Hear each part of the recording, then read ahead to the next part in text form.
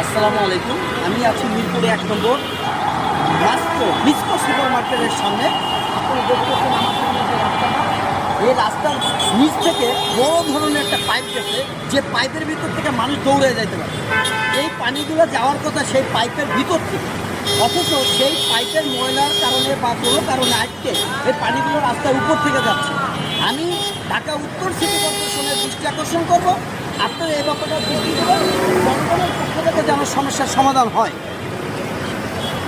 এই যে দেখেন অবস্থাটা,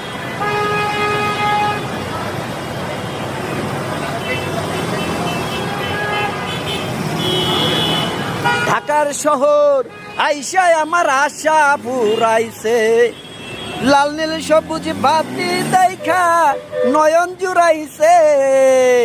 ঢাকার শহর আইসায় আমার আশা ফুরাইছে।